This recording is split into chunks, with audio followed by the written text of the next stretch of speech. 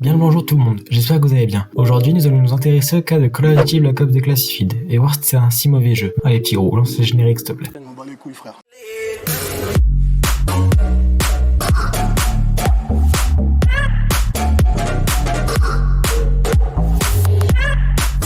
Bref, en premier lieu, avant de commencer quelconque critique ou analyse, laissez-moi vous remettre dans le contexte. Vous êtes en janvier 2011, fin de la nouvelle année, Angry Birds vient de sortir sur mobile, Dead Space 2 sur sa 3.6, et là, pour tous vos fans qui s'informent, vous apprenez qu'un nouveau Call of Duty va sortir sur Vita. Vous n'avez pas plus d'informations, cela pendant près d'un an. Call of Duty Black Ops Declassified voit le jour le 13 novembre 2012, dans la même période que le célèbre Black Ops 2 que la plupart d'entre nous connaissons. Ce jeu fut sorti uniquement sur PS Vita, développé par Nihilistic, mais on en reviendra sur ce point plus tard. Pour cette campagne qui voulait faire un rapprochement entre BO1 et BO2, Nihilistic a très mal géré le coup. Dans cette campagne, les missions se suivaient et on les exécutait sans trop comprendre ce qu'on foutait là. Elle se retrouva vite décevante pour plusieurs raisons. Dans un scénario plat, plus intéressant et sans aucun foutu de checkpoint, les cinématiques entre chaque mission étaient qu'une représentation de dossier où on nous évoquait quelques noms. Nous avions beau pouvoir jouer Frank Woods, Alex Mason ou même un agent de la CIA, rien n'y faisait. On ne retrouvait pas le charisme d'un Call of Duty. Et justement, ce charisme, comment dire, souvent les gens disaient que les campagnes étaient marquantes, un peu comme celle de Modern Warfare 1 et 2. Dans ce Call of Duty là, c'était mou. C'est vraiment pas gentil.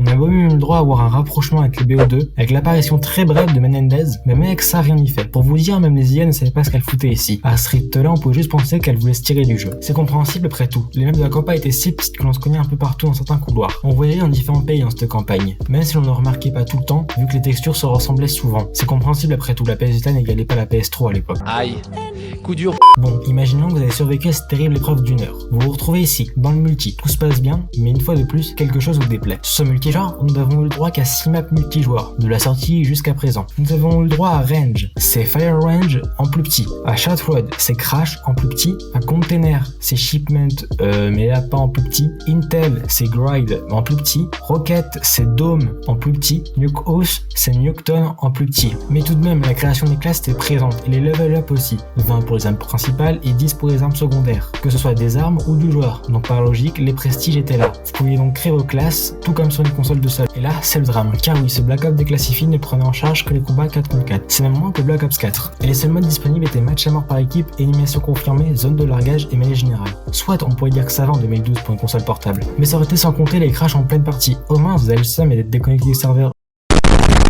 Je sais même pas si on peut appeler ça un serveur. À l'époque où je jouais à ce jeu et une game sur deux, ce problème m'arrivait. Je me demande si vous auriez vendu à Ubisoft vos serveurs pour R6. Voilà, mais c'était sûr en fait.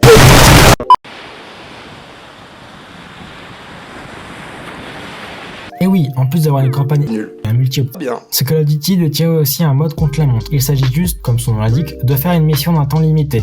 Je me demande bien pourquoi ils n'en ont pas gardé à l'avenir. Personne n'aime. Le mode hostile, quant à lui, est tout bêtement une succession de vagues d'ennemis, un peu comme dans Advanced Warfare, mais sans exosquelette et sans objectif. En gros, c'est, tu spawns avec un pistolet, tu tues un méchant et voles son arme pour tuer les autres méchants qui après plusieurs vagues deviennent encore plus méchants. Donc tu les retues et là, ils pleurent et vont le dire à leurs copains, ce qui fait qu'ils sont encore plus méchants. Puis ça n'en finit pas. Bref, un mode où on peut s'amuser sans y rester non plus une journée entière dessus. Au moins, il aura le mérite d'être le seul mode qui n'a pas de bug. De la douleur dans mon cœur.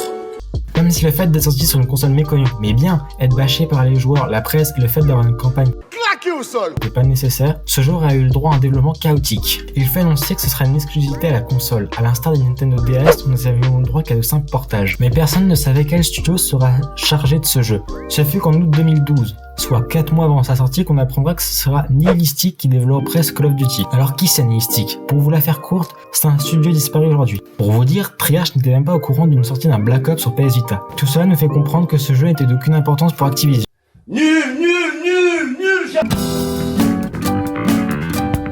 Partant de ce point, Black Ops Declassified ne pouvait pas aller loin. De plus, il n'y eut que de rares mises à jour, n'ajoutant aucun contenu, hormis quelques patchs. C'était un jeu mort avant même d'être sorti.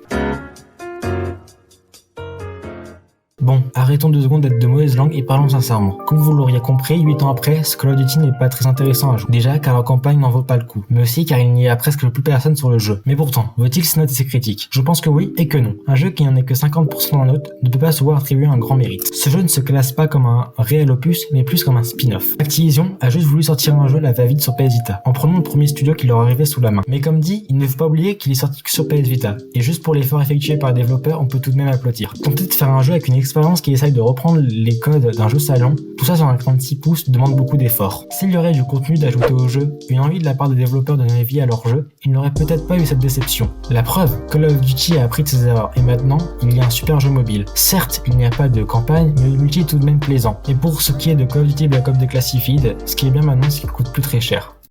Right, motherfucker, yeah.